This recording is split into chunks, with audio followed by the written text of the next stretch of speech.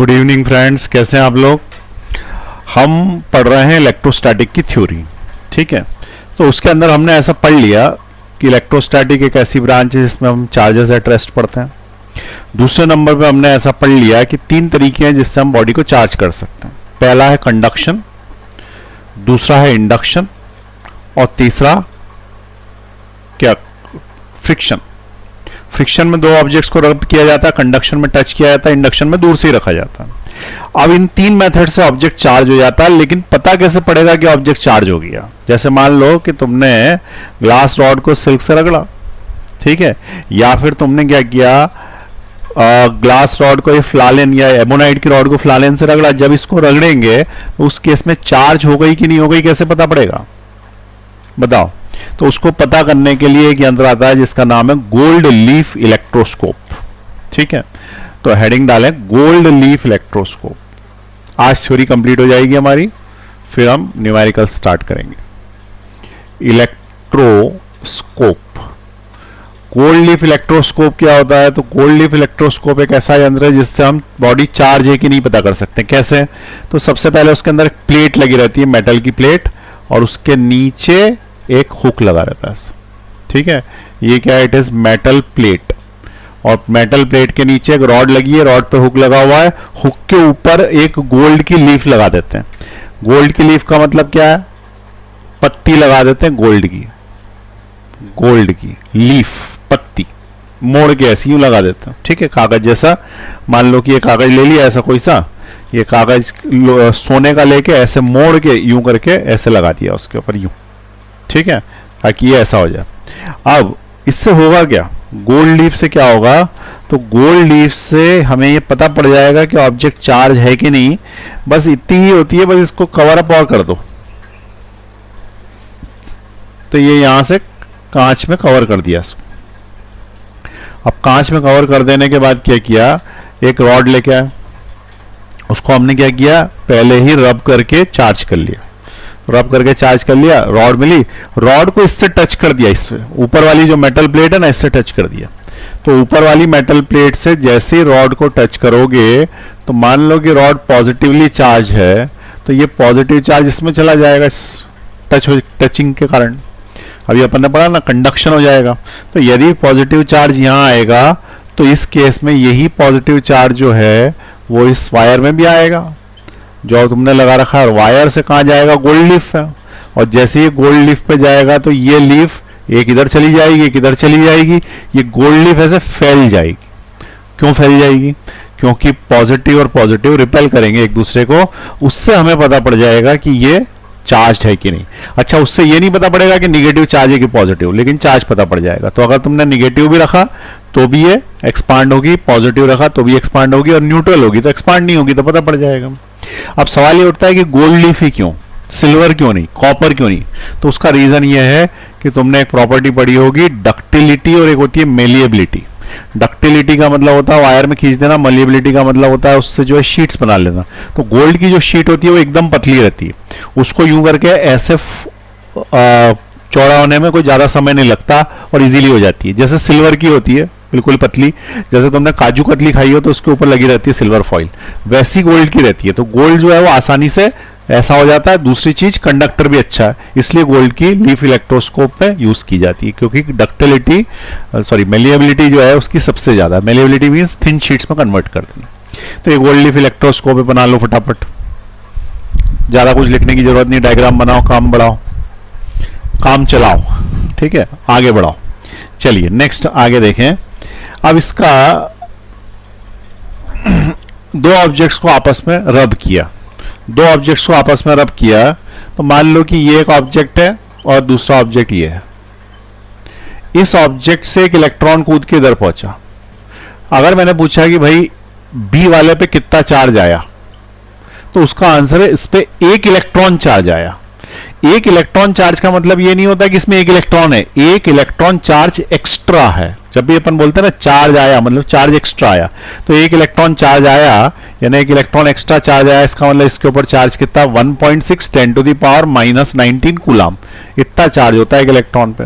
तो इसके ऊपर चार्ज आया इतना माइनस में, लेकिन इसके ऊपर से एक इलेक्ट्रॉन कम हो गया, तो इसके ऊपर से जब इलेक्ट्रॉन कम हो गया तो इसके ऊपर चार्ज कितना आएगा, यही का यही 1.6 इंटू 10⁻⁻19 कूलम प्लस में।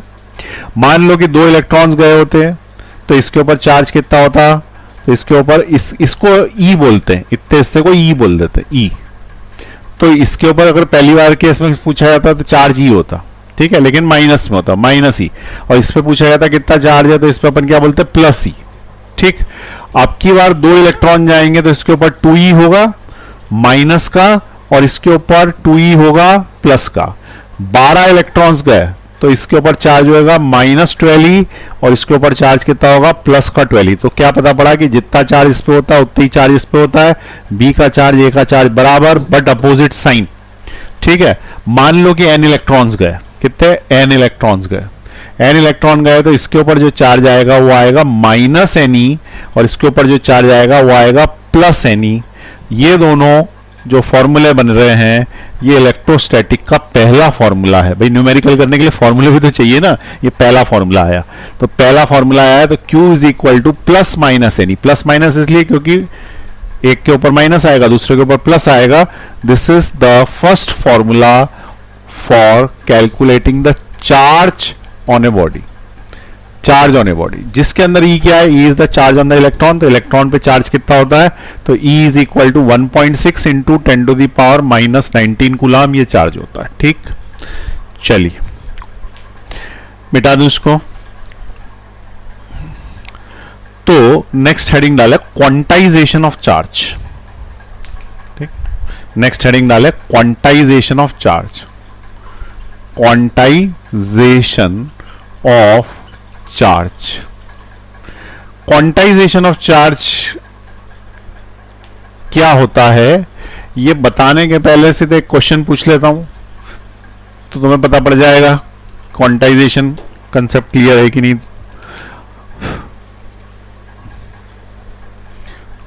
कद्दू,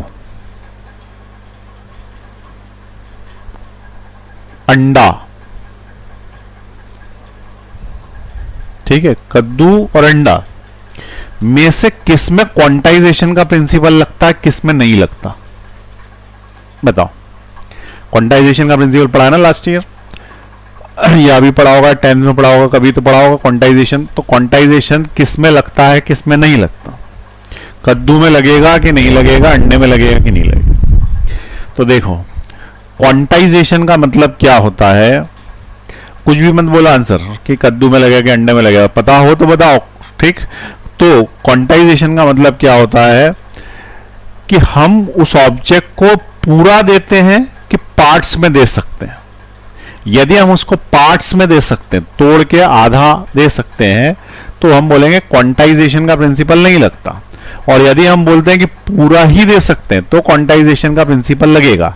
इसका मतलब यदि तुम पूरा एक बार में दोगे, तोड़ के आधा नहीं दे सकते, तोड़ के आधा नहीं दे सकते, तो इसमें क्वांटाइजेशन का प्रिंसिपल लगेगा। ठीक है, जबकि अपन कद्दू खरीदने जाएंगे बाजार से तो आधा काट के दे देगा, इसका मतलब इसमें क्वांटाइजेशन का प्रिंसिपल नहीं लगेगा। ठीक है, तो क्वांटाइजेशन है क्या, क्वांटाइजेशन चार्ज का ये बोलता है कि यदि एक ऑब्जेक्ट पे चार्ज है तो 1 इलेक्ट्रॉन चार्ज होगा, 2 इलेक्ट्रॉन चार्ज होगा, 5 होगा, लेकिन 3.5 4.5 ऐसा नहीं होगा, क्योंकि इलेक्ट्रॉन का आधा काट के नहीं दिया जा सकता। अगर एक बॉडी है और इस बॉडी पे से इस बॉडी पे एक इलेक्ट्रॉन कूदा तो या तो इसके ऊपर चार्ज E होगा, अगर 2 इलेक्ट्रॉन कूदे तो 2e होगा, लेकिन ऐसा नहीं हो सकता है कि इसके ऊपर चाहे 2.5e हो। ठीक है, ऐसा नहीं हो सकता। क्यों नहीं हो सकता, क्योंकि 2.5e चार्ज होने के लिए, 2.5 इलेक्ट्रॉन चार्ज होने के लिए उसमें 2 यूनिट्स पूरे कूदने चाहिए और एक आधा इलेक्ट्रॉन काट के कूदना चाहिए। अब इलेक्ट्रॉन को तो काटा नहीं जा सकता, इसलिए ये वाला चार्ज पॉसिबल नहीं है। ठीक है, ये क्वांटाइजेशन का प्रिंसिपल है। तो अगर भाषा में बोली जाए तो क्वांटाइजेशन का मीनिंग क्या है कि the charge on a body is always an integral multiple of the charge on an electron. Electron के चार्ज का इंटीग्रल मल्टीपल होता है, इंटीग्रल है ना, होल नंबर मल्टीपल होता है तो पूरा का पूरा होता है, नहीं होता तो नहीं होता। आ रही बात समझ में। तो अब बताओ कद्दू पे लगेगा कि नहीं क्वांटाइजेशन, तो उसमें बोलेंगे नहीं लगेगा। क्यों, क्योंकि कद्दू का आधा काट के दिया जा सकता है, तो इस पे नहीं लगेगा। अच्छा एक और बताओ, क्वांटा किसको बोलते हैं, क्वांटा। मिनिमम पॉसिबल क्वांटिटी को क्वांटा बोलते हैं। Quanta is minimum possible quantity, जो कम से कम हो सकती है वो। मान लो कि अगर मैं चार्ज की बात करूं तो हम एक इलेक्ट्रॉन का चार्ज दे सकते हैं ना मिनिमम, तो इलेक्ट्रॉन का क्वांटा ई है। अगर किसी ने पूछा what is the quanta of E, electron, तो quanta of charge electron, quanta of charge क्या है, तो हम बोलेंगे 1.6 10 टू द पावर -19। इसका मतलब किसी ऑब्जेक्ट पे कम से कम ये चार्ज हो सकता है, इससे कम नहीं हो सकता। इट इज द क्वांटा, क्योंकि एक इलेक्ट्रॉन ट्रांसफर हुआ होगा तो 1.6 10 टू द पावर -19 नहीं हुआ होगा, एक तो जीरो, और अगर हुआ होगा तो ये, और इस पे प्लस तो उस पे माइनस, जिस पे गया होगा उस पे माइनस, और जिस पे से गया होगा उस पे प्लस। इसका मतलब ये क्वांटा होगा चार्ज। आ रही बात समझ में? अच्छा, एक चीज बताओ, बाजार से हम जूते लेने गए तो क्वांटाइजेशन लगेगा कि नहीं लगेगा? तो उसका आंसर लगेगा, क्योंकि जूते जो है क्वांटा में ही मिलते हैं। इसका मतलब मिनिमम पूरे के पूरा मिलता है, जब पूरा का पूरा मिलेगा तो ये क्वांटाइजेशन लगेगा। ठीक है, अब ये बताएं कि what is the quanta of shoes. जूते का क्वांटा क्या है? 2। ठीक है, उसमें 2 जूते मिलेंगे, एक तो मिल नहीं सकता। अगर तुमने बहुत जिद करी दुकानदार से कि एक जूता दे तो देगा, लेकिन तुम्हारे सिर पे देगा। ठीक है, तो 2 जूते मिलेंगे एट ए टाइम। अगर 2 जूते मिलेंगे तो क्वांटा ऑफ शूज इज 2। ठीक है, क्वांटा ऑफ एग्स, अंडे का क्वांटा 1। ठीक है, कद्दू का क्वांटा नहीं, छोटा मोटा 1 पॉइंट, जरा सा आधा किलो 2 किलो कुछ भी मिल सकता है। ठीक है, इसलिए उसमें क्वांटाइजेशन नहीं लगता। क्लियर हुई ये बात? वो अच्छे से कंसेप्ट क्लियर होना चाहिए। तो क्वांटाइजेशन ऑफ चार्ज में लिख लें, लिखें भाई, नोट्स बनाएं अच्छे से। क्वांटाइजेशन ऑफ चार्ज में लिखें, charge on a body is always an integral multiple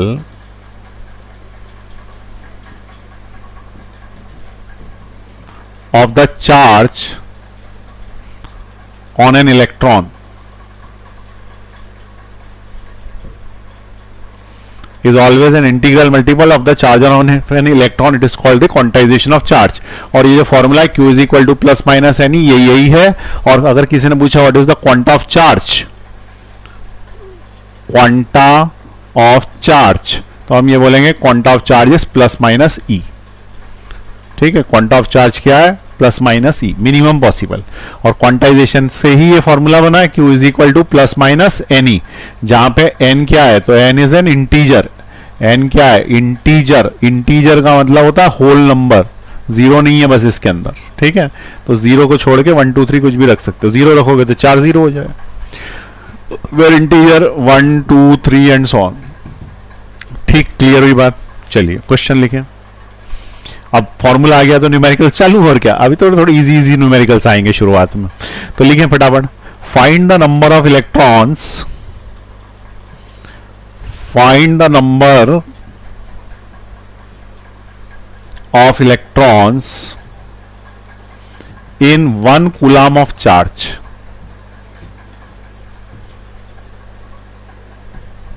find the number of electrons in 1 coulomb of charge. 1 coulomb charge में कितने इलेक्ट्रॉन्स होते हैं?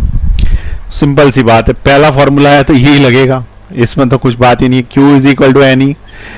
चार्ज कितने कूलम है? 1 कूलम है। नंबर ऑफ इलेक्ट्रॉन्स पूछ रहा है, और चार्ज ऑन द इलेक्ट्रॉन क्या होता है? 1.6 10 टू द पावर -19 कूलम। ये तीनों उठा के यहां रख दो, तो Q की जगह रखेंगे 1 which is equal to n, electron की जगह 1.6 10 टू द पावर -19, चार्ज उसका n इज इक्वल टू हो जाएगा 1/1.6 10 टू द पावर -19। इसको सॉल्व करेंगे 10 टू द पावर 19 ऊपर जाएगा और नीचे आ जाएगा 1.6। अब क्या करना है, इसको लिखना 10 इंटू 10 की पावर 18 डिवाइडेड बाय 1.6। ऐसा लिख सकते हैं ना, 18 और 19 पावर हो गई। 10 को 1.6 से डिवाइड करोगे तो 6.25 आएगा। 6.25 इंटू 10 टू द पावर 18। इतने इलेक्ट्रॉन्स ट्रांसफर होंगे यदि 1 कूलम का चार्ज दिया है किसी को तो। और ये कोई छोटे मोटे नहीं है। 10 की पावर 18 का मतलब समझते हो क्या? यहां तक गिनती भी नहीं आती किसी को, अरब खरब। ठीक है, 10 की पावर 18 का मतलब 0 0 0 0 ऐसे 18 0, तो यहां तक तो अरबों खरबों हो जाता है। ठीक है, इतने सारे इलेक्ट्रॉन्स देंगे तब 1 कूलम चार्ज आएगा। इसलिए 1 कूलम चार्ज को छोटा मोटा मत समझना, 1 कूलम चार्ज बहुत ही बड़ा चार्ज होता है। इसलिए जनरली चार्जेस को माइक्रो मिली नैनो पीको में लिखा जाता है। ठीक है, तो क्या इकाई में लिखा जाता है वो शॉर्ट में बता देता हूं। माइक्रो में लिखते हैं, माइक्रो, मिली, नैनो, पिको, ये चार ही याद रखना तुमको। माइक्रो, माइक्रो यानी 10 की पावर -6, माइक्रो, मिली, मिली ऊपर ले लेता हूं, पहले क्यों नहीं मिली, ये मिली 10 की पावर -3, माइक्रो 10 की पावर -6, नैनो 10 की पावर -9 और पीको 10 की पावर -12। ये बताया कि टाटा ने एक छोटी सी कार बनाई, उस कार का नाम क्या रखा, नैनो, जिसमें 2-3 आदमी आते हैं। मान लो कि और छोटी बनाता है जिसमें एक ही आदमी आता है, उसका नाम क्या रखता, पीको, पीको कार। उसका रीजन क्या है कि नैनो छोटा होता है और पीको उससे भी छोटा होता है, और ये 3-3 के अंतर से चलते हैं, मिली, माइक्रो, नैनो, पीको, ठीक है। और ये इसके सिंबल है एम, म्यू, एन और पी। तो चार्ज हमेशा मिली, माइक्रो, नैनो, पिको में लिखा जाता है, क्योंकि चार्ज 1 कूलम बहुत बड़ा चार्ज है। हमने यहां पे देखा कि अरबों खरबों इलेक्ट्रॉन, 6.25 इलेक्ट्रॉन्स ट्रांसफर होंगे तब जाके 1 कूलम चार्ज। अच्छा एक बताओ, अभी अपन ने बोला कि हम चार्ज जब देंगे तो इलेक्ट्रॉन होल नंबर में ट्रांसफर होगा, यानी 6 होगा या 7 होगा, ठीक है, या तो 6 इलेक्ट्रॉन जाएंगे, 7 जाएंगे, 26 जाएंगे, कितने भी जाएंगे, पर होल नंबर में जाएगा। यहां पे 6.25 ट्रांसफर हो रहे हैं क्या, नहीं ना। 6.25 के ऊपर 10 की पावर 18 है, जब वो 18 जीरो मल्टीप्लाई होंगे तो 625,000 हो जाएगा। कभी भी पॉइंट में ट्रांसफर ही नहीं हो सकते ना, तो ये 625,000 हो जाएगा। इसका मतलब इतने कूलम ट्रांसफर हो सकता, ठीक है। चलिए फटाफट नोट कर लें इसको। नेक्स्ट क्वेश्चन देखें, न्यूमेरिकल एक और, एक ही फॉर्मूला उसी पे बेस्ड है, मजा है, अभी तो फॉर्मूला ज्यादा हुए ही नहीं है, ठीक है। चलिए देखें, क्वेश्चन लिखे, which of the following charge is not possible. लिखें फटाफट, which of the following charge is not possible.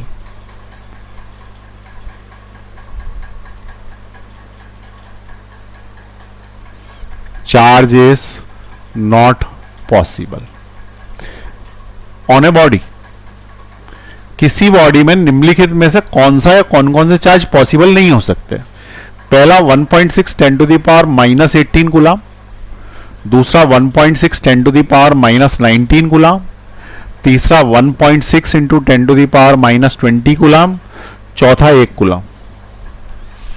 इनमें से कौन सा या कौन कौन से चार्ज किसी ऑब्जेक्ट पे हो ही नहीं सकते, ठीक है। अगर कोई बोले कि ऐसा चार्ज हो सकता है तो हम तुरंत बोल देंगे कि नहीं हो सकते भाई। लिख लिया है, सॉल्व कर ले फटाफट, इतनी देर में हो जाना चाहिए।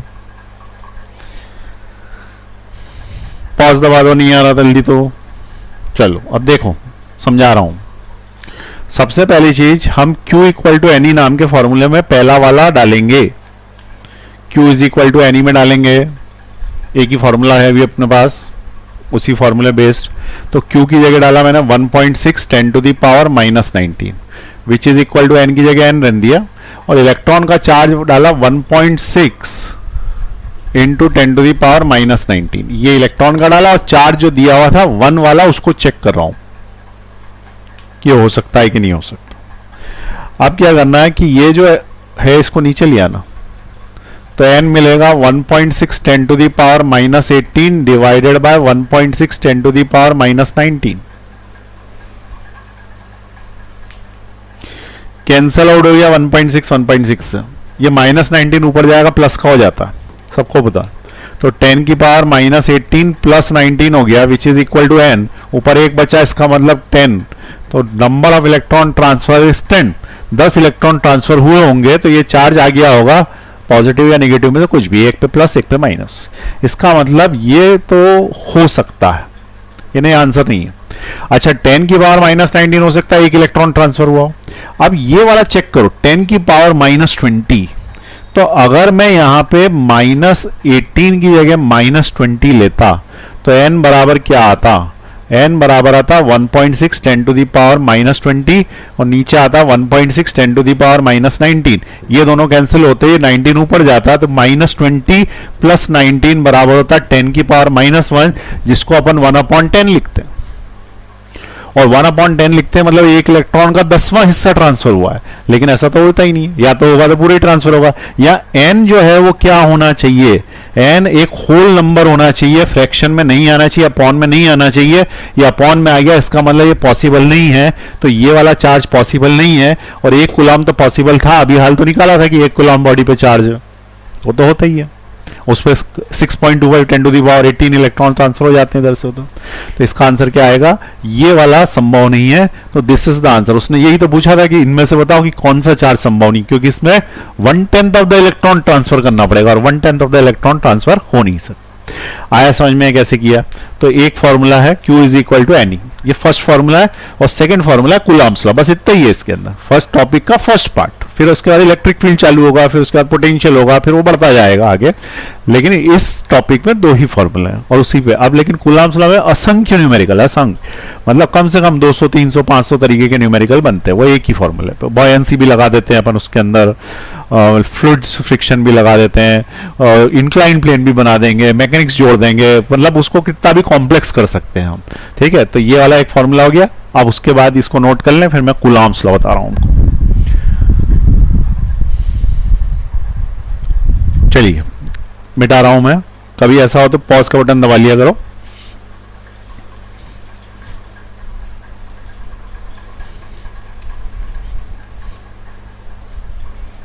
हेडिंग डालें कूलम्ब्स लॉ।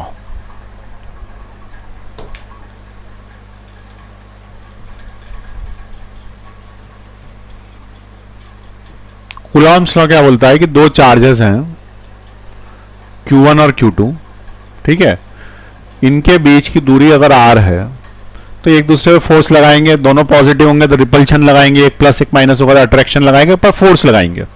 तो 2 चार्ज जब आपस में फोर्स लगाएंगे तो force is directly proportional to Q1 Q2 and inversely proportional to r²। यानी कि दोनों का मल्टीप्लाई करेंगे चार्जेस का तो उसके तो डायरेक्टली प्रोपोर्शनल आएगा, पर जो डिस्टेंस है उससे इनवर्स आएगा। इसका मतलब दूर करते जाओगे ना तो ये फोर्स कम होता जाएगा, क्योंकि ये बढ़ाओगे तो ये कम होगा, इनवर्सली प्रोपोर्शनल। और चार्जेस बढ़ाओगे, पावरफुल चार्ज ले लोगे तो फोर्स बढ़ेगा, तो वो तो हो गई। तुमने 2 पावरफुल चीजें ले ली, आपस में जल्दी चिपकेंगी, और दूर रख दी कम चिपकेंगी, तो ये फोर्स हो गया। अब इसके बीच में एक वो डाल देंगे अपन कांस्टेंट, तो F is equal to K Q1 Q2 upon r², ऐसा बनता है, where K is equal to 1/4 pi epsilon not Q1 Q2 upon r²। ये फोर्स का फॉर्मूला बन गया, जहां पे ये जो रहता है कांस्टेंट है 4 पाई एप्सिलॉन नॉट, इसकी वैल्यू होती है 9 × 10⁹ and it is applicable in vacuum. Vacuum में जब 2 चार्ज रखे हैं तब ये फॉर्मूला लगाना है। मीडियम में यानी कि पानी में या ग्लिसरीन में या किसी भी अल्कोहल में, किसी और चीज में रखे हुए हैं तो ये फॉर्मूला नहीं लगाना, फॉर्मूला चेंज होगा। तो ये जो फॉर्मूला मैंने बताया है इट इज फॉर वैक्यूम। तुम चाहो तो इसको एयर में लगा सकते हो, एयर वैक्यूम के फॉर्मूला एक जैसे करीब, ठीक है। अब मान लो कि तुमने बोला कि वैक्यूम में नहीं लगाना कूलम्ब्स लॉ, तो हमको तो किसी मीडियम में लगाना, मीडियम में लगाना, ठीक। तो मीडियम में लगा देते हैं। पहले ये समझेंगे 1/4 पाई एप्सिलॉन नॉट क्या है। तो एप्सिलॉन नॉट को बोलते हैं परमिटिविटी ऑफ फ्री स्पेस, ठीक है। ये मीडियम अभी बताते हैं, पहले एप्सिलॉन नॉट समझा दें। तो epsilon not is called permittivity of free space. अब परमिटिविटी ऑफ फ्री स्पेस का मतलब क्या है? ये तो ठीक है, तो इसकी वैल्यू है, लेकिन मीनिंग क्या है उसका? मीनिंग तो शब्द से पता पड़ जाएगा। यहां पे एक शब्द दिया है परमिटिविटी, परमिटिविटी मींस परमिशन, ठीक है। जैसे अपन एक ट्रक को लेके पंजाब से हरियाणा गए तो हमें परमिशन चाहिए होगी, ठीक है। ऑल इंडिया परमिट ऐसा ट्रक पे लिखा रहता है, तो परमिशन। तो permittivity of free space, free space मतलब क्या? Vacuum space, vacuum. वैक्यूम जब परमिशन देगा तो ये चार्ज इस चार्ज पे फोर्स लगा पाएगा। क्यों? क्योंकि ये चार्ज रखे काहे में? वैक्यूम में रखे। वैक्यूम में रखे तो बीच में जो वैक्यूम है वो जब परमिशन देगा तब जाके एक चार्ज दूसरे चार्ज पे फोर्स लगाएगा। तो ये बेसिकली उस परमिशन है। अब परमिशन है कैसे? तो चार्ज जब रहता है तो अपने आसपास इलेक्ट्रिक फील्ड बना लेता, इलेक्ट्रिक फील्ड बना लेता है। तो बेसिकली वो इलेक्ट्रिक लाइंस ऑफ फोर्सेस से दूसरे चार्ज के ऊपर फोर्स लगाता, ठीक है। ऐसे जैसे स्पाइडरमैन ऐसे जाला फेंक के फोर्स लगाता है ना, ऐसे ये अपने फील्ड फेंक के फोर्स लगाता है।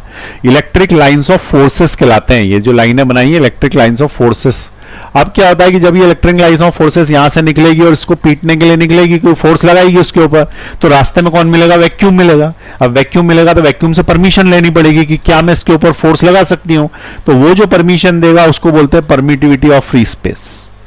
आई बात समझ में? लेकिन वास्तविकता में परमिटिविटी ना होते हुए वो रेसिप्रोकल ऑफ परमिटिविटी होती है, मतलब कि number of lines of forces यदि ज्यादा जा रही हैं इसका मतलब परमिटिविटी कम है। फिर से समझे, यहां से फोर्स लगाने के लिए कौन निकला? लाइंस निकली। लाइंस जब निकली तो number of lines of forces यदि ज्यादा जा रही हैं इसका मतलब परमिटिविटी कम है। बेसिकली अपने को बोलना चाहिए परमिशन ज्यादा है, लेकिन इसमें उल्टा है। जबकि एक चैप्टर आएगा आगे उसमें परमिएबिलिटी आता है। परमिएबिलिटी का मतलब होता है number of magnetic lines of forces passing through given space, तो उसमें ज्यादा परमिशन, ज्यादा मैग्नेटिक लाइंस ऑफ फोर्सेस तो ज्यादा परमिएबिलिटी, उसमें सही रखता है। लेकिन इसमें रेसिप्रोकल ऑफ द परमिशन है, जितना कम लाइंस जाएंगी उतना ज्यादा परमिटिविटी। तो सबसे ज्यादा परमिटिविटी किसमें मिलेगी? ठीक है, तो सबसे ज्यादा परमिटिविटी किसमें मिलेगी? तो वो एक मीडियम लेना पड़ेगा। ठीक है, तो यहां पे अभी फ्री स्पेस है, उसकी परमिशन है, इसकी वैल्यू भी निकाल लें हाथ के हाथ। तो देखें यहां पे 1/4πε0 is 9 into 10 to the power 9। तो मैं एप्सिलॉन नॉट की वैल्यू निकालनी है, इसको उधर ले जाओ, उसको नीचे लाओ, तो epsilon not is equal to 1/4π into 9 into 10 to the power 9। इसको सॉल्व करोगे तो 8.85 इंटू 10 टू द पावर -12 आती है। ठीक, अब इसके यूनिट्स और डायमेंशन दोनों पूछे जा चुके हैं, आईआईटी में भी पूछे जा चुके हैं। एप्सिलॉन नॉट के यूनिट्स डायमेंशन बताओ, ये तो इसकी वैल्यू है, तो यूनिट्स डायमेंशन तो 2 मिनट में निकाल लेंगे हम। फोर्स इज इक्वल टू क्या होता है? 1/4π epsilon not Q1 Q2 by R square, यहीं से यूनिट डायमेंशन निकाल लेंगे। तो सबसे पहले देखें यहाँ पे इप्सिलॉन नॉट के डायमेंशंस निकालने और यूनिट निकालनी है। पहले मैं यूनिट निकाल देता हूं। चलो, तो ये फोर्स को मैं नापूंगा न्यूटन में। ठीक है, 1/4π का कुछ नहीं तो 1/ε0 लिख देते हैं। चार्ज को नापूंगा मैं कूलाम में, और दूसरे बार फिर से चार्ज है तो स्क्वायर हो गया, और डिस्टेंस को मैं नापूंगा मीटर में, तो ये मीटर हो गया और उसका भी स्क्वायर हो गया। ε0 इधर लाना, न्यूटन नीचे ले जाना, क्रॉस मल्टीप्लाई करो, इससे ε0 का फॉर्मूला आ जाएगा coulomb square upon newton metre square. ये बन गई भाई इसकी यूनिट, ये यूनिट आ गई। अब किसी को चाहिए अगर इसका डायमेंशंस तो निकाल ले dimension formula m1 L1 T-2 करके डायमेंशंस निकाल ले उसके। ठीक है, तो डायमेंशंस भी पूछे हुए हैं, तुम पॉज करके निकाल रहे हो क्या? यहां तक का नोट कर लो और पॉज करके डायमेंशन निकाल के बताओ।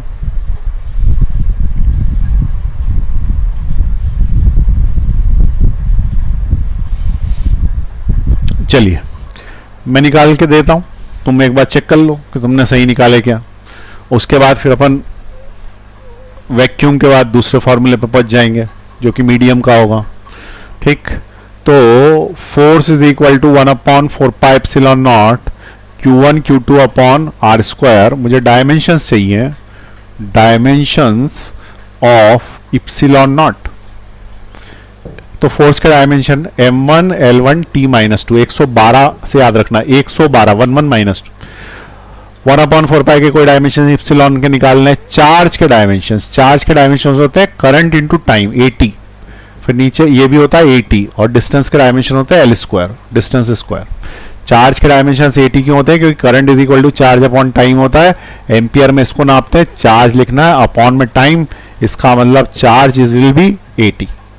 ठीक, ये डायमेंशंस पड़े हुए अपन ने। एप्सिलॉन इधर ले जाओ, ऊपर हो जाएगा a square t square upon में क्या हो गया? L स्क्वायर, ये L स्क्वायर, ये नीचे ले जाओ पूरा का पूरा, m1 L1 T-2। अब सब ऊपर लेके जाओ, तो epsilon not is equal to m-1, L में 2 इधर है और एक इधर है 3 है, L-3, T में 4 हो गए T4 A2, m-1 L-3 T4 A2।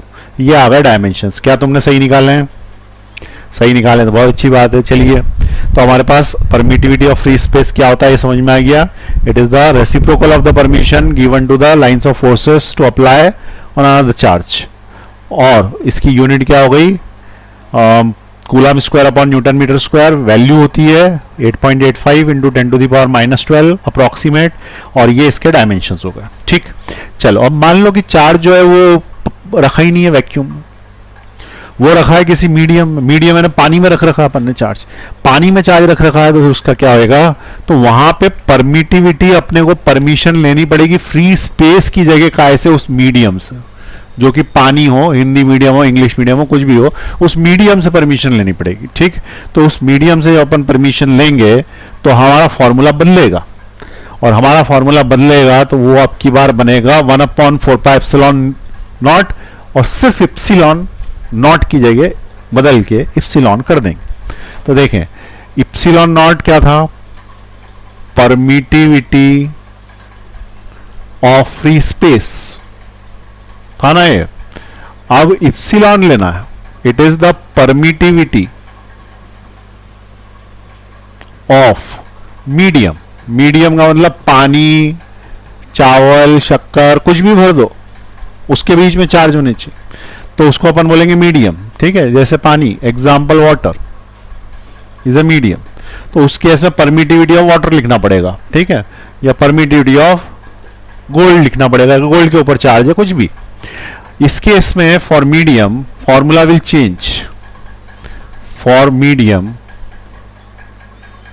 Coulomb's law will change. क्या बनेगा ऐसे केस में कूलम्स लॉ, तो वो बनेगा F is equal to 1/4π epsilon Q1 Q2 by R square. ये तो वैसे ही था जैसे पहले था, 1/4π epsilon Q1 Q2 by R square, ये वैसे ही। अब ये जो इप्सिलॉन है, इप्सिलॉन नॉट की जगह बन गया, लेकिन होता क्या है कि हमें इप्सिलॉन नॉट की वैल्यू याद रहती है, परमिटिविटी की याद नहीं रहती, तो एक नया शब्द लेके आते हैं, उसको बोलते हैं रिलेटिव परमिटिविटी। ठीक है, तो एक नया शब्द आएगा, उसका नाम क्या होगा, रिलेटिव परमिटिविटी। रिलेटिव परमिटिविटी, जब भी शब्द रिलेटिव आता है इसका मतलब अपन कंपैरिजन कर रहे हैं किसी से, तो कंपैरिजन किससे कर रहे हैं हम यहाँ पे, वैक्यूम से, तो कंपेयर विथ वैक्यूम। रिलेटिविटी का मतलब होता है वैक्यूम के मुकाबले कितनी परमिटिविटी है, तो इसको रिलेटिव परमिटिविटी को के से लिखते हैं, कैपिटल के है ये, और कैपिटल के का फॉर्मूला होता है epsilon upon epsilon not. Epsilon upon epsilon not, epsilon क्या है, it is the permittivity of the medium, और नीचे क्या आ गया, परमिटिविटी ऑफ फ्री स्पेस। अब इसको ऐसे रटो मत, सिंपल है, ई हमेशा इप्सिलॉन नॉट से ज्यादा होगा, यानी कि के की वैल्यू हमेशा 1 से ज्यादा होगी। जैसे मान लो कि ई जो है वो है 50, ठीक है, और इप्सिलॉन नॉट जो है वो है 10, तो के बराबर आ गया 5, जो ये बताता है कि उस ऑब्जेक्ट की परमिटिविटी किससे, वैक्यूम के मुकाबले 5 गुना है।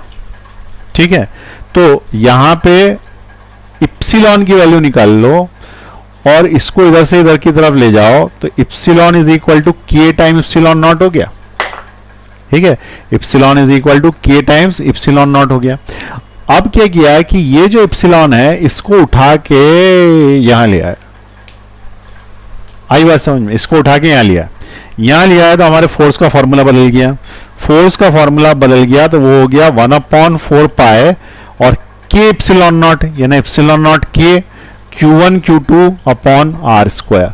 ये फॉर्मूला लगाना है जब मीडियम में दे, जहां पर K क्या है, K is the relative permittivity.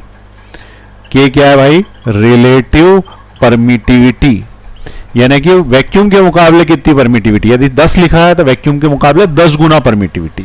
ठीक है, और ये जो रिलेटिव परमिटिविटी है इसी का एक दूसरा नाम है dielectric constant, dielectric constant. ठीक है, तो इसका दूसरा नाम क्या है, डाइलेक्ट्रिक कांस्टेंट। तो तुम्हें क्या दिया जाएगा क्वेश्चन में, dielectric constant of material is 50, इसका मतलब यहां पे तुम्हें 50 लिखना है, नीचे यहां 50 लिखना है।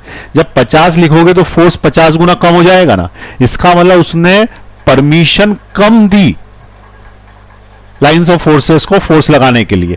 मैंने क्या बोला था, उल्टा रहता है परमिशन, जैसे 50 आ रहा था समझ सोचना कि 50 गुना ज्यादा लाइंस जा रही है, 50 गुना कम लाइंस जा रही है उसमें से, मीडियम में से। ठीक है, तो मीडियम कितनी परमिशन देगा उसका रेसिप्रोकल जो है वो पता पड़ता है। तो अब यहां पे फिर से एक बार समझा दूं, 1/4 पाई एप्सिलॉन नॉट तब लेना है जब स्पेस हो, 1 एप्सिलॉन लेना है जब मीडियम हो, या फिर इसकी जगह अगर एप्सिलॉन नॉट लेना चाहते हो तो के लगा दो, और के को क्या बोलते हैं, रिलेटिव परमिटिविटी या डाइलेक्ट्रिक कांस्टेंट। रिलेटिव परमिटिविटी का फॉर्मूला क्या होता है, एप्सिलॉन अपॉन एप्सिलॉन नॉट। ठीक, चलिए नोट कर लीजिए इसको।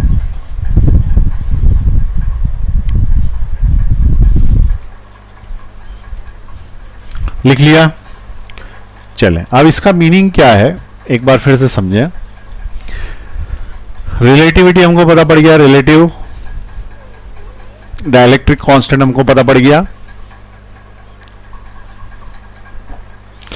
तो कुछ डाइलेक्ट्रिक तुम्हें याद रखना है। देखो K इज इक्वल टू 1 होता है एयर के लिए, और K इज इक्वल टू 1.003 होता है किसके लिए, एक्चुअली ये एयर के लिए है और ये वैक्यूम के लिए, ठीक है। और K इज इक्वल टू 81 होता है वाटर के लिए, और K is equal to infinite होता है मेटल के लिए। ये चार तुम्हें याद रखने। बाकी के वैक्स वगैरह के लिए अगर आएगा, कागज का आएगा क्वेश्चन पेपर का, तो वो तुम्हें देगा, ठीक है, वहां पे तुम्हें देगा। ये टेबल तुम्हें याद रखनी, चार याद रखना, ठीक है। और एक वो याद रखना था, एबोनाइट पे आएगा नेगेटिव और ग्लास पे आएगा पॉजिटिव।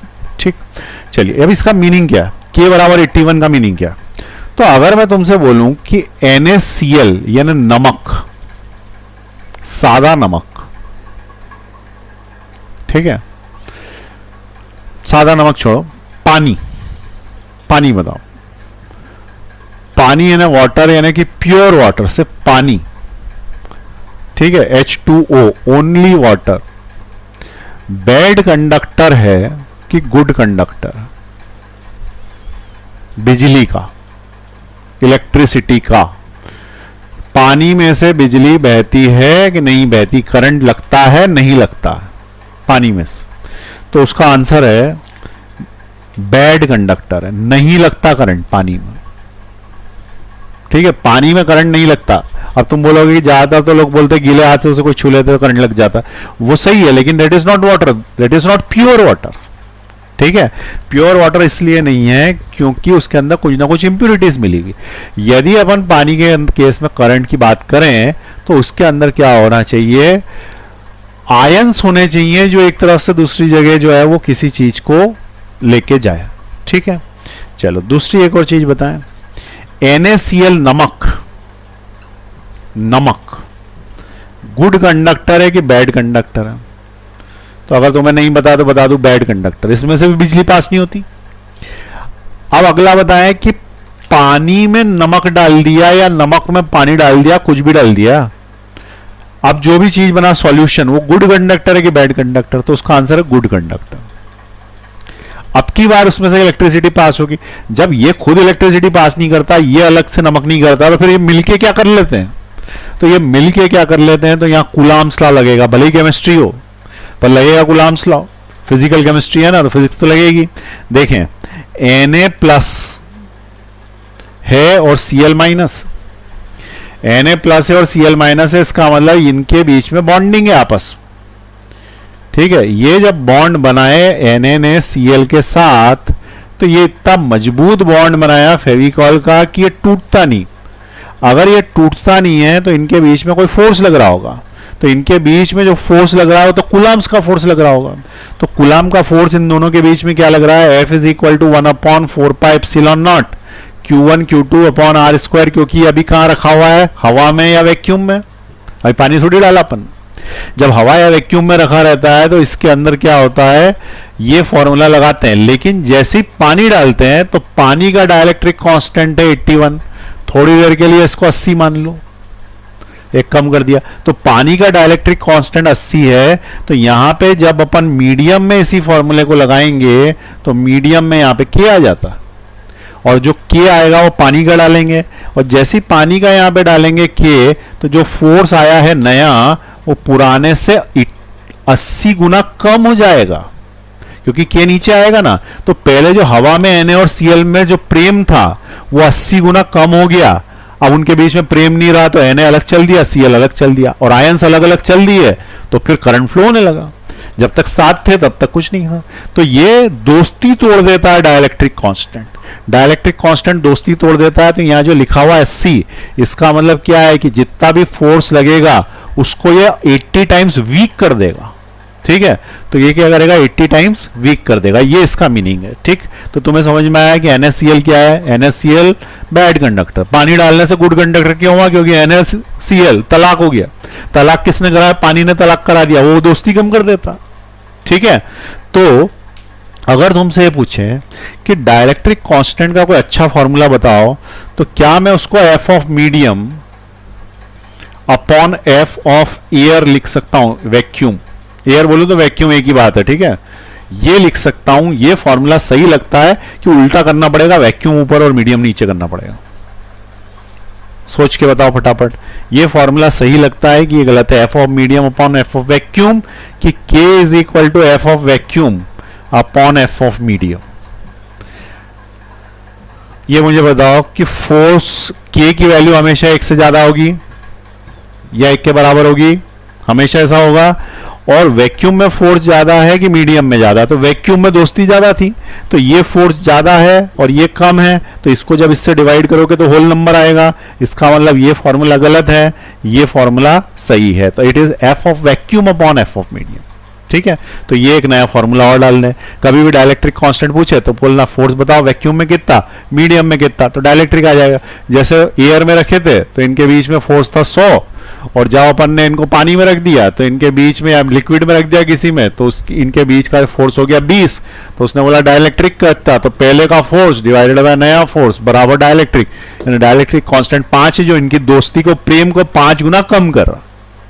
ठीक, अगर कोई क्वेश्चन ये पूछा जाए, एक पूछा था कि यहाँ पे कोई सा ऑब्जेक्ट रखा है पॉजिटिवली चार्ज और इसके पास निगेटिवली चार्ज, तो बताओ इनके बीच में मैं क्या रख दूं जिससे इनके बीच में फोर्स बढ़ जाए। पहला ऑप्शन था कि प्लास्टिक रख दो, दूसरा था एबोनाइट रख दो, तीसरा था मेटल रख दो, चौथा था कुछ भी मत रखो। तो उसका आंसर है कुछ भी मत रखो, क्योंकि तुम कुछ भी रखोगे तो रास्ते में अड़ेगा वो। ठीक है भाई, एक मैग्नेट है, एक लोहा है, इनके बीच में क्या रख दो कि फोर्स बढ़ जाए। अरे कुछ भी रखोगे, कागज पत्थर कुछ भी लगाओगे, फोर्स कम ही करेंगे, वो बढ़ाएंगे नहीं, दोस्ती तोड़ने की कोशिश करेंगे। तो डाइलेक्ट्रिक का मतलब क्या, कोई सी ऐसी चीज जो इनके बीच के लगने वाले फोर्सेस को कम करती है, और कितने गुना कम करती है यहां लिखा हुआ। अगर मान लो किसी ने बोला डाइलेक्ट्रिक कांस्टेंट 6 है, यानी अगर तुम्हारी दोस्ती पहले 600 थी, यानी फोर्स 600 था, तो अब वो कट के 100 रह जाएगा। आई बात समझ में, तो कट के फोर्स कितना रह जाएगा, 100 रह जाएगा, 6 गुना दोस्ती कम कर देगा। इसलिए ये फॉर्मूला बना K is equal to F of vacuum upon F of medium. लिख लें इसको भी। ठीक है, तो फॉर्मूला लिख लें K equal to F of vacuum upon F of medium, और ये टेबल बना ले, बाकी की चीजें कुछ लिखने की जरूरत नहीं। चलिए, अब यहां तक सब बातें समझ में आ गई हैं। अब आज अपनी थ्योरी खत्म, और 2 फॉर्मूले 3 फॉर्मूले लास्ट में, और 2-3 फॉर्मूले बन गए, 4-5 फॉर्मूले हो गए। ठीक, अब कल से अपन क्या करेंगे, सिर्फ न्यूमेरिकल्स। ठीक, जब तक कूलम्ब्स लॉ खत्म नहीं हो जाता। अब उसमें थ्योरी नहीं है, अब न्यूमेरिकल ही न्यूमेरिकल। तो एक बार शुरुआत से बता दूं, कूलम्ब्स लॉ लगाया था F equal to 1/4πε0 Q1 Q2 by R square. ये कब लगेगा, वैक्यूम। मीडियम होएगा तो डाइलेक्ट्रिक कांस्टेंट किया जाएगा। डाइलेक्ट्रिक कांस्टेंट की वैल्यू पीछे लिखी हुई है, नहीं तो क्वेश्चन में देगा। डाइलेक्ट्रिक कांस्टेंट के 2 फॉर्मूले, epsilon naught upon epsilon, sorry epsilon upon epsilon naught. ठीक है, इप्सिलॉन अपॉन इप्सिलॉन नॉट, जबकि इप्सिलॉन क्या है, it is the permittivity in medium, और इप्सिलॉन नॉट क्या है, परमिटिविटी इन फ्री स्पेस। और लास्ट फॉर्मूला क्या है, K is equal to F of vacuum upon F of medium, क्योंकि वैक्यूम में फोर्स ज्यादा होता है, मीडियम में कम होता है, और डाइलेक्ट्रिक कांस्टेंट की वैल्यू हमेशा 1 से ज्यादा होती है। ठीक है, और देखो मेटल लगा दोगे ना किसी के बीच में, मेटल, तो मेटल तो इनफाइनाइट फोर्स, इनफाइनाइट के देगा, इनफाइनाइट के देगा। तो यहां पर फोर्स के फॉर्मूले में नीचे जब तुमको इन्फिनिटी लिखना पड़ेगा, तो 1/∞ 0 होता है, तो ये लगने वाला फोर्स खत्म ही कर देगा। ठीक है, तो ये दोस्ती परमानेंटली तोड़ देगा। ठीक है, तो ये फोर्स ही खत्म कर देता है, ऐसा लिख देना, फोर्स खत्म ही कर देता है। तो 2 ऑब्जेक्ट्स के बीच में अगर तुमने मेटल भर दिया तो इनके बीच में फोर्स नहीं लगेगा, फिर 0 हो जाएगा, फोर्स विल बिकम 0। ठीक है, मेटल डाल देने से, कोई सा भी मेटल डाल दो, चाहे आयरन डाल दो, चाहे लोहा डाल दो, कुछ भी डाल दो। ठीक है, तो यहां तक का पूरा कंसेप्ट क्लियर हो गए हैं एकदम। अब उसके बाद नेक्स्ट क्लास में करेंगे अपन न्यूमेरिकल्स, कूलम्ब्स लॉ पे बेस्ड। ठीक है, उसके लिए वेक्टर्स आना जरूरी 11th का। चलिए अगली क्लास में मिलते हैं।